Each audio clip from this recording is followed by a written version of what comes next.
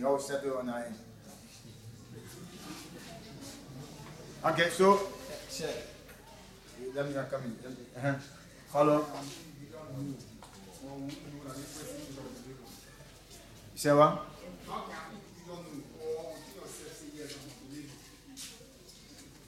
Well, you cannot say I'm a believer. What you can do is you can strive to be a believer, right? And in that light, you can look within yourself and assess which attributes of the believer you are practicing. The reason I say you cannot say you're a believer, because even the attributes of believers that Allah described in the Quran, you could be practicing it, but maybe Allah is not even accepting it from you. You understand my point? You could actually be practicing it and doing it, but is Allah accepting it from you? Yes, I will ask, which one of us has assurance today that all of the prayers we've been doing, all of the fasting we've been doing, all of the sadaqah we've been doing, that Allah has accepted one? Nobody. You understand my point? But you can feel the comfort of seeing yourself doing it. That's your consolation. I will feel good at the end of the day. If I used to love, I will feel good within myself that at least I'm on a path if I don't see myself loving anymore. Right?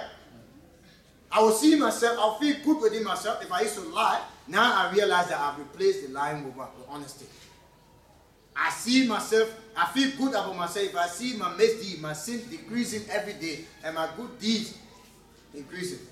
Now the acceptability or the acceptance of those good deeds is with Allah subhanahu wa ta'ala. So I cannot boast and say, me, I'm a believer. I can always say, I'm striving to be a believer. It makes sense?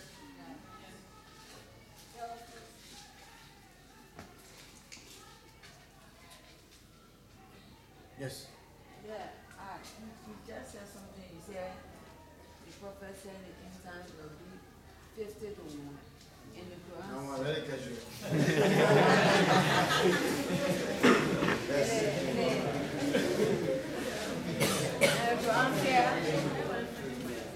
In the Quran said 4 to 1.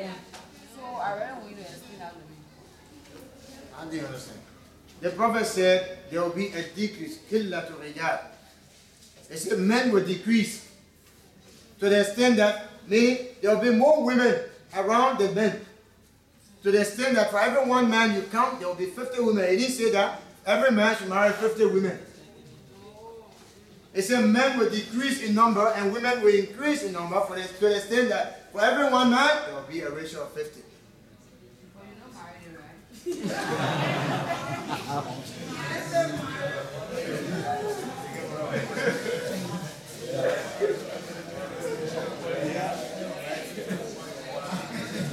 So,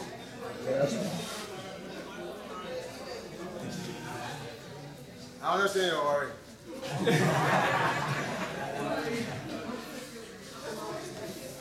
Yeah, he didn't say you should marry them. He said that will be the ratio. This is just to tell you that as part of the affliction. And part of the reason, the logic behind it, that you realize that more decisions will be made by women.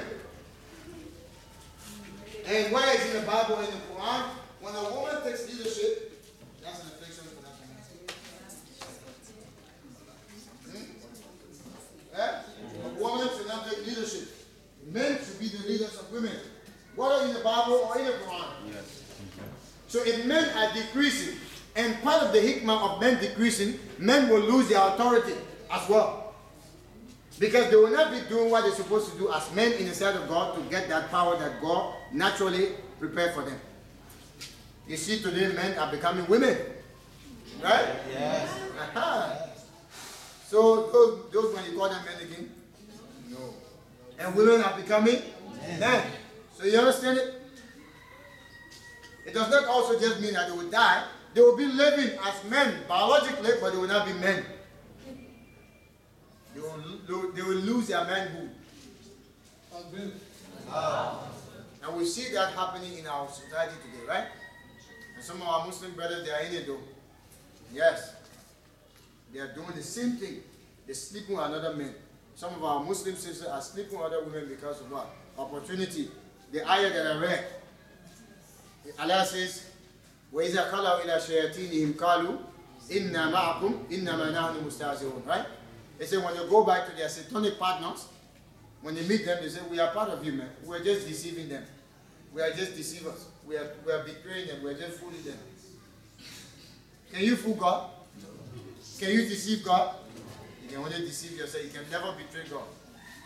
They say, Allah yasta'adihum wa yamudduhum fi tughyanihim ya'mahun. Allah will deceive them on the day of judgment and plunge them into their deceit with real punishment. And Allah said, أُولَٰئِكَ الَّذِينَ اشْتَرَوُا الضَّلَالَةَ بِالْهُدَىٰ. Those are the people who have bought misguidance, using guidance to buy misguidance. Like those who sell their soul for mere opportunity in dunya. Allah created them and structured them to be men. They said, no, me, I want to be man.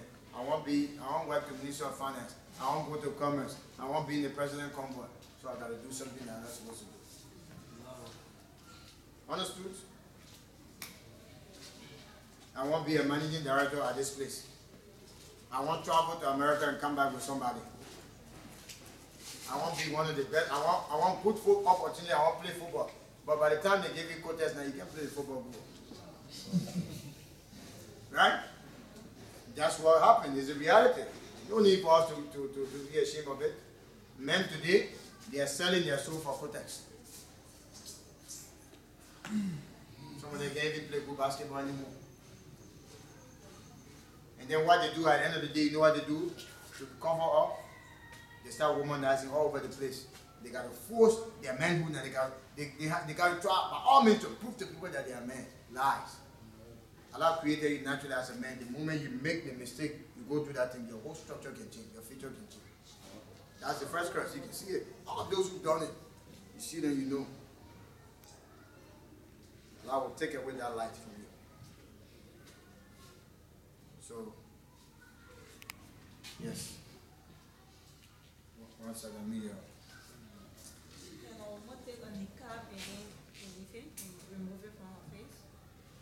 First of all,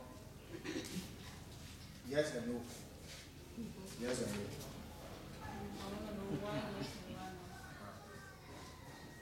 If the woman is doing it just by her own volition, right? She's not married, she lives with her parents, and she just told her parents how I want to do. If she took it, as somebody that she wants to take it up, no problem. But the reason she took it must not be missed after taking it out. If she took it because of the fear of Allah, to avoid temptation and all of those things, so even as she's taking it out, she must always remember that reason. Understood? That's a yes aspect. If the woman took the niqab because that's the pleasure of the man, that's what the man wants from her, to please him, then she cannot take it out.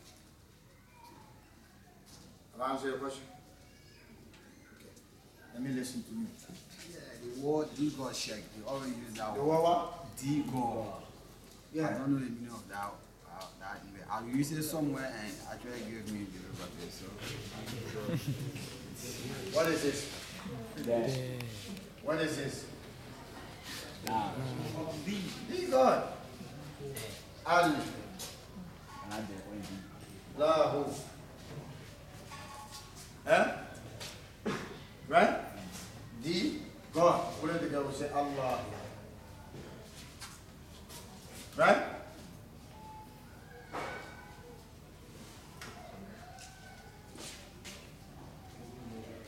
And this is because we talked about this to tell you that Allah is just Allah. He's unique.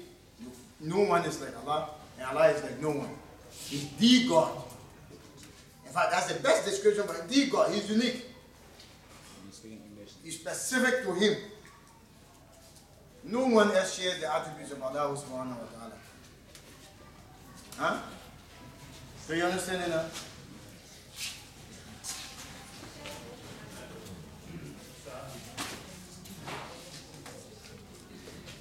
1 second. Let me listen to that.